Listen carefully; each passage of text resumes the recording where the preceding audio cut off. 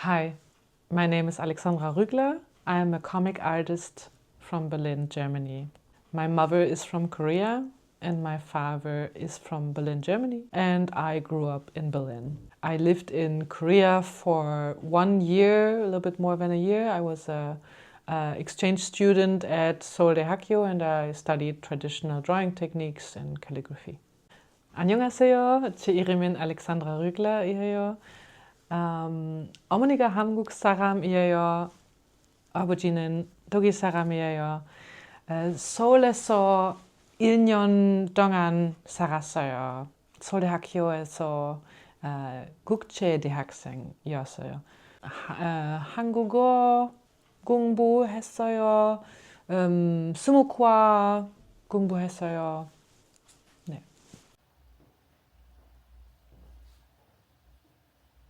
To decide whether a story becomes a graphic essay or a short comic, a journalistic comic or something else, I think that's it depends on how much time and space the story needs, like how much the content needs to breathe, and also what kind of feelings are trying to be conveyed. Is it a story that needs to include a lot of facts? Do I want to evoke a certain kind of feeling? Is it a short poetic observation? Then maybe it's more of a graphic essay or like a little comic poetry, graphic poetry. Or when there's more facts, it's a comic journalistic piece. Well, I went to Korea to explore my Korean heritage and also to learn more about the culture. And I studied traditional drawing and calligraphy in university there. And I think a lot of the techniques and traditional approaches of the Korean culture has kind of moved over into what I regard as very important or what influences me a lot. And on the other hand, from German art or art in Germany or Europe, I have learned a very individualistic approach into making art or telling stories, and I think that also has a place there. Apart from the techniques that I've learned from both areas of my life, I think in terms of perspective of storytelling, it's really healthy to have different cultural viewpoints, and so you can learn that maybe there's lots of different ways to tell a story, and maybe there's not one way that works, but maybe there's one way that works for you. Yeah, when I studied in Korea, I studied calligraphy and traditional drawing techniques and painting. There was a lot of repetitious exercises, and it was a big focus on learning how the old masters did it, how to master tradition, and I really quite enjoyed the process of first figuring out how things work before you go and do your own things. And I think in contrast with that, in the European art universities that I've been in, it was more like the expression of the self was first, and then the techniques came much later, or you found a way to work with what you had. There was also, of course, you also learned how to draw and paint and all of these things. You got the basics, but the basics were a little bit shorter, and the self-expression and individualistic focus was stronger and faster. Yeah.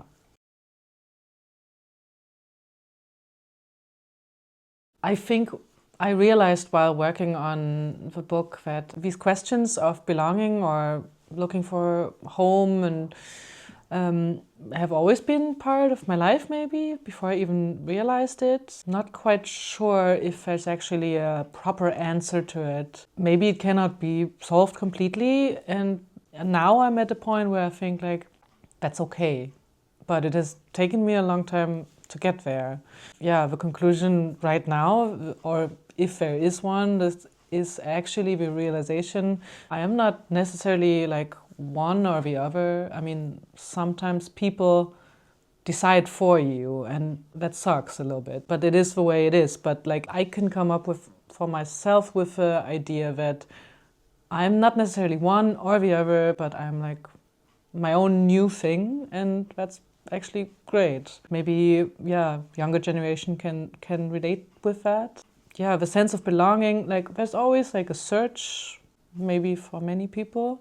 And for me, it's like the realization came while working on this project that maybe I do belong somewhere. It's just that it's the in between, and that's fine. I think when you tell stories about diaspora and migration, it's important to know what the collective memory is or the collective experiences are. I personally choose to tell personal stories because of the relatability. It opens up people to experience and to empathize with the stories. And sometimes it's easier and more accessible to feel or to see what one person has experienced and then to follow their path from there, from the little you understand the big picture. The comic Im Anderswo, it deals with the topics of looking for your identity. It's about looking for a home, searching for belonging in this world.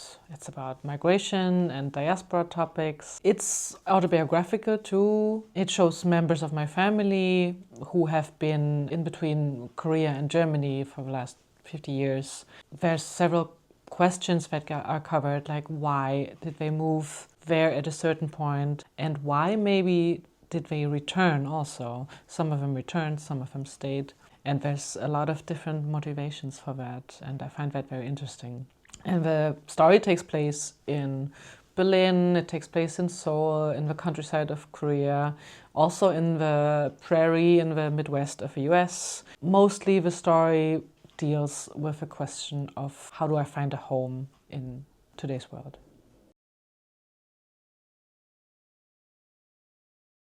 If someone looks at my stuff in the future, I hope they have some sense of bonding through the human experience or something. As a child, I was obsessed with Greek mythology, and what I always took from it is that there are certain things that repeat, and no matter the circumstances or the historic times, people always have challenges, and they move, they migrate, they make mistakes, they fail, they love, they succeed, they overcome.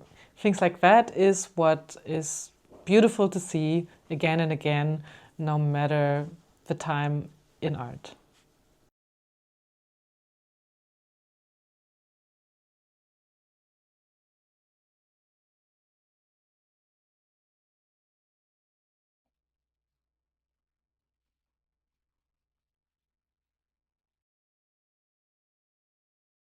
Everywhere, but as a child you're kind of naturally introduced to comics because a lot of things made for children are made in comic form. So I can't really remember when I started reading comics. I didn't really draw that much for pleasure, it was more for communication. I think I have the same relationship to drawing today, but I remember, and I don't know if it's a real memory, but it feels like I can remember a time when it was really hard for me to speak. Probably because I lost my Korean and I was learning Swedish. And I remember saying to my mom that, oh, I want to be able to speak like you. I want to say long sentences. So I got angry and frustrated, and I turned to drawing to communicate.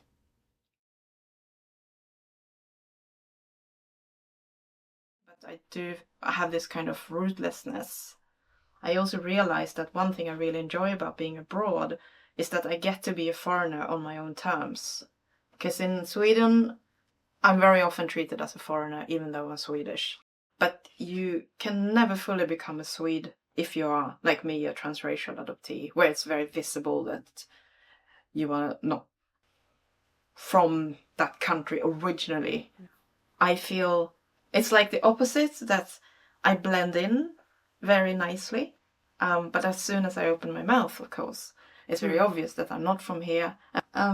So it's still in both where I was adopted to and where I was born, I always have to explain myself.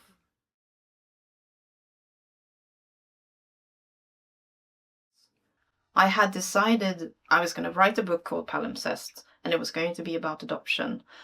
And I tried to tell a very different story, and it didn't work. My son, my firstborn, when he was about 2, he started asking questions about where we come from, and he was pointing at other Asians, and I realized that I needed to do something about it, because I couldn't just leave him with, oh, it's because I'm adopted, and that's it. That doesn't feel like an answer. That's just, I know it sounds like a cliche, but palimpsest kind of wrote itself in that sense, because the way that it's told is almost exactly the way things unfolded in real life, like a detective story. Yep. The search and the revelation of the fraudulent nature of my adoption and all that, and the realizing that there's been corruption and people selling children here in Korea, all that unfolded exactly the way it's described in palimpsest.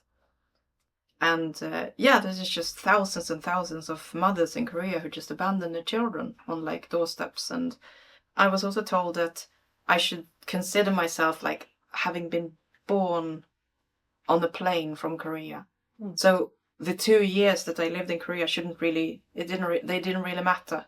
And you hear it in culture and TV series, and everybody's adopting, everybody loves adoption.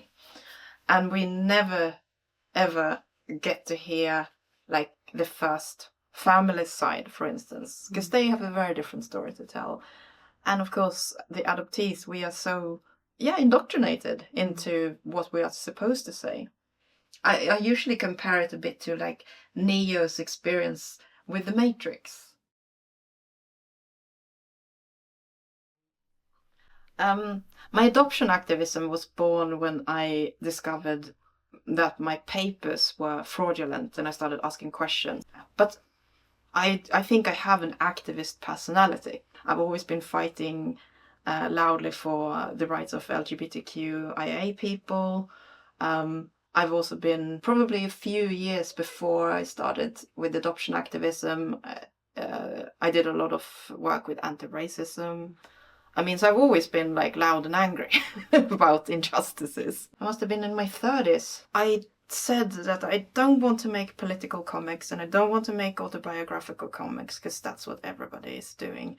And then I made palimpsest, and the response was so massive. And also when I started making comics about anti-racism or racism against Asians, I got so much response from that too. I felt that there's actually a hunger for these comics. So I think activism in comic form was something that people really wanted, and about these subjects. Absolutely. Because there's a lot of comics about feminist issues and about abuse and about refugees and about different wars and areas that are in conflict and stuff. But very few, but growing as well, about adoption and Asians. So I felt like there was a gap to fill there, and I feel quite comfortable being there. Yeah. And how do you plan?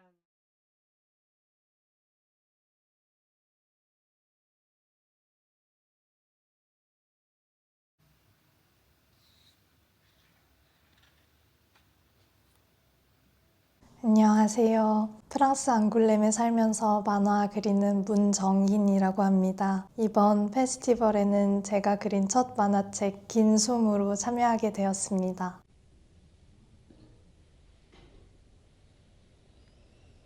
저는 예전부터 컬러 그림보다 흑백 그림에 더 매력을 느껴왔어요. 저한테 컬러는 조금 시끄럽다고 느껴지거든요. 그래서 저는 흑백 그림의 고요함이 좋은 것 같아요. 뭉크의 판화 작업과 에드워드 고리의 흑백 일러스트레이션 작업들을 많이 보고 따라 그리면서 공부를 했어요. 그러다 보니까 자연스럽게 펜과 잉크를 사용해서 그리게 된 것 같습니다.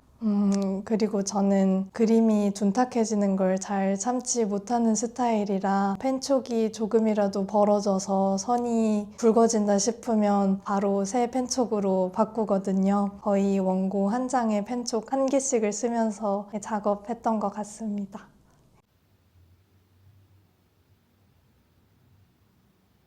저는 개인적으로 어렸을 때 너무 오랫동안 글을 썼었고 또 소설가를 꿈꾸기도 했어서 저에게 그림은 이야기를 전달하는 통로이자 수단이기에 그림을 그리려면 항상 이야기가 필요하고 단어 혹은 문장 혹은 하고 싶은 말이 필요한 것 같아요. 저는 예전부터 어디서든 잘 소속감을 느끼지 못했던 사람인 것 같아요. 16살 때 프랑스 고등학교에 가게 되면서 학교에 동양인도 많지 않았고 한국 문화가 잘 알려지지도 않은 시점이라 인종차별도 훨씬 심했고 가서 많이 외로웠거든요. 이 서양 중심의 사회에서 나는 누구이고 이곳에서 나의 정체성은 어떻게 다루어지고 나는 어디로 가서 살아야 하나 라는 질문들을 치열하게 하기 시작했던 것 같아요. 그 질문들이 지금까지 제가 하고 있는 작업의 토대가 되는 것 같습니다. 저와 같은 상황에 있거나 같은 것을 느끼는 사람들에게 뭔가 위로가 되면 좋겠다. 그 사람들이 조금 더 살아볼 수 있는 힘과 용기가 조금이나마 되면 좋겠다라는 생각으로 작업하고 있습니다. 시스터 아웃사이더는 2023년에 더 많은 한국 여성들끼리 연대하고 의지하고 서로 힘을 모았으면 좋겠다는 마음에서 시작을 하게 됐어요. 매주 화요일마다 모여서 각자 분야의 지식을 공유하는 스터디 모임도 있고요. 또 함께 전시를 기획하고 공모하는 모임도 있어서 현재 파리에서 단체전을 진행하고 있기도 해요. 모두가 공감할 수 있는 유럽살이나 예술가의 머니잡 같은 주제로 수다회를 열기도 하고 기회가 될 때는 오프라인 모임이나 워크숍도 열고 있습니다. 나와 같은 상황에 놓인 사람들로 이루어진 커뮤니티가 있다는 게 제일 큰 의지가 되는 것 같아요. 작업적으로도 그렇고 내가 구구절절 설명하지 않아도 알아들을 수 있는 사람들이 곁에 있다는 것 자체가 이미 너무 큰 의지가 되고요. 또 이 콜렉티브에 계신 분들이 좀 다양한 분야에 계시다 보니까 일러스트 만화만 공부를 하면 알기 힘든 재밌는 레퍼런스를 쉽게 많이 알 수 있기도 해요. 사실 이 작업을 기획한 건 되게 오래 전이었어요. 어렸을 때부터 엄마가 해주는 엄마 어렸을 때 이야기를 들으면서 너무 재미있어서 나중에 이걸로 뭐라도 만들어야겠다고 쭉 생각을 해왔었거든요. 한국에서의 삶을 거리를 두고 보게 되면서 이 할머니의 삶이 얼마나 독특하고 소중하고 이 들려줄 만한 가치가 있는 것인지 더 느끼게 되었던 것 같아요. 그래서 2020년부터 여름에 할머니 집에 갈 때마다 할머니한테 살아온 삶의 이야기들을 물어보면서 그냥 무작정 녹음을 하기 시작했어요. 만화를 그리게 되기 시작하면서 장편 만화로 만들어야겠다고 결심을 하게 되었고요.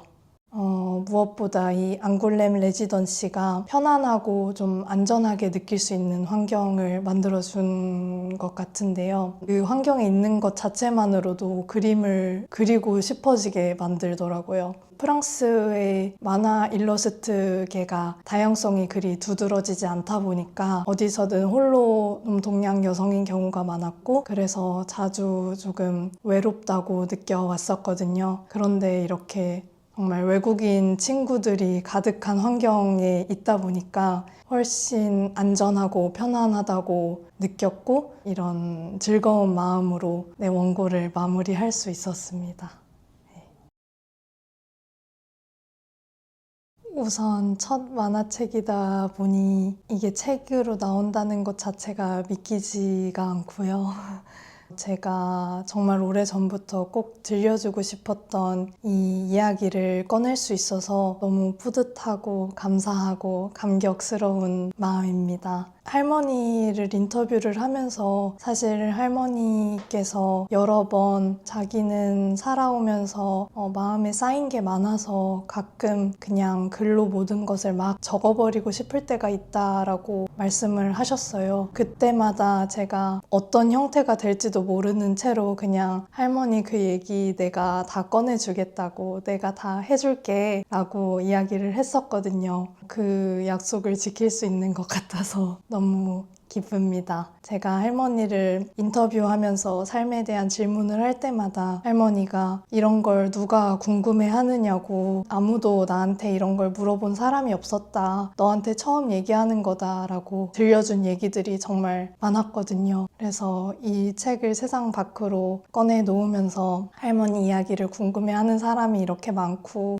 할머니의 삶과 이야기가 이만큼 들려줄 가치가 있는 것들이다 라는 이야기를 전해드리고 싶어요. 그리고 2020년부터 녹음을 하기 시작했다고 말씀을 드렸는데요. 지금 2026년이니까 정말 오래 걸려서 세상에 나오게 된 프로젝트라서 작업을 할 때는 이걸 내가 정말 끝낼 수 있을까 회의감이 들 때도 있었는데 드디어 이 이야기를 사람들과 나눌 수 있게 돼서 너무 감사하고 기쁜 마음입니다. 차기작은 비슷한 이야기를 할 것 같아요. 외로운 사람들에게 조금만 더 살아보자, 이런 것은 어떨까라는 하나의 제안을 하는 이야기가 될 것 같고요. 저는 모든 이야기는 일종의 자서전이라고 생각을 하긴 하지만 그래도 이번 이야기보다는 훨씬 픽션적인 부분이 많은 그런 이야기가 될 것 같습니다. 이어져서나 우리 어머 어떤 날에 날라 요런 종사 허멍 살게 헤엄신고 이어도사나 어느 제라 저리 갖고 용을 했지마 어느 제라 저리 갖고 휘 올 때 기술가 막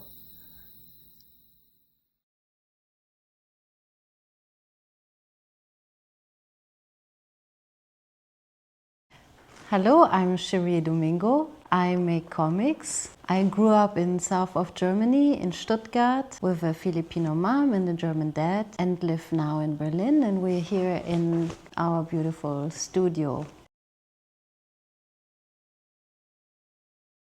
In both my books, fantasy plays a big role. In Long Distance Call or Ferngespräch, there are scenes that are playing in a like a dream-like world. Little girl is making up in the story, and it helps me to show the inner world of the characters, like their emotions. For example, there's this grandma that is not tangible, she's melting, and she's a bit like a ghost appearing in this story. It shows this longing of this girl that she also doesn't know her grandma so well, while she's already disappearing. My first impulse was I wanted to tell a story about the work migration. In the first place was also the characters, like this place of the retirement home, the girl that doesn't know her grandma and is mixing, like it's looking at the old people in the retirement home. Like this feeling was in the first place. When I started working, or later, I realized that it's a political topic. It's about free people and free generations. They all meet in a retirement home and they all have in common that they don't want to be in this place. While the grandmother in the story is dying in the Philippines, she has to take care of the elderly in this home, in this retirement home where she is working, and her daughter is accompanying her. There she meets one of the elderly who's living there and is struggling with aging and the loss of her husband.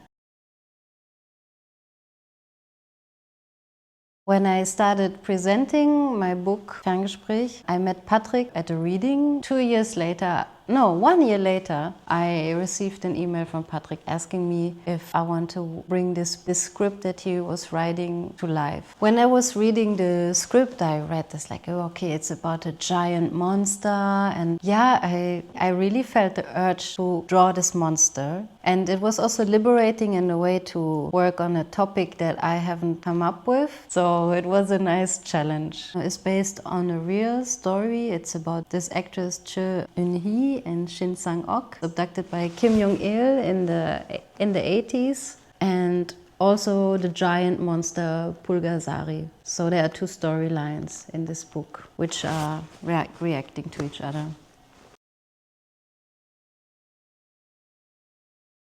In my stories, I try to combine topics that are quite heavy, like loneliness, aging, work migration, death, with lightness. My goal is to depict the characters in a loving way, show their quirks without making fun of them. I would like people to laugh and cry at the same time when they read my stories. So at the moment I'm working on a second book together with Patrick Speth. It's not a giant monster, but it's also a big animal this time. It's about a whale, a beluga whale getting lost in the Rhine in the 60s. So it's also based on a true story. And I would like the reader to be excited while reading the story. It's a bit of like an adventurous story for the book that I don't know yet what it's gonna be, but that I'm probably gonna write again myself. I would like to make people laugh and cry again.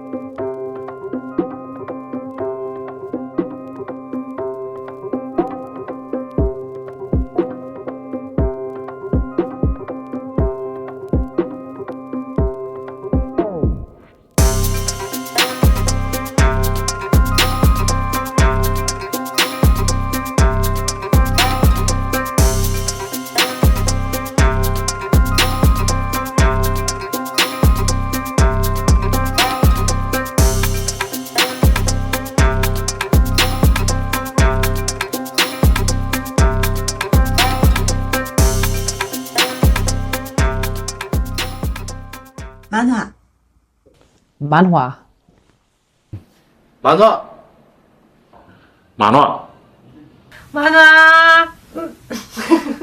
Manhwa! 만화! 만화 만화! 만화! 화이팅! 됐을까요? 됐습니다.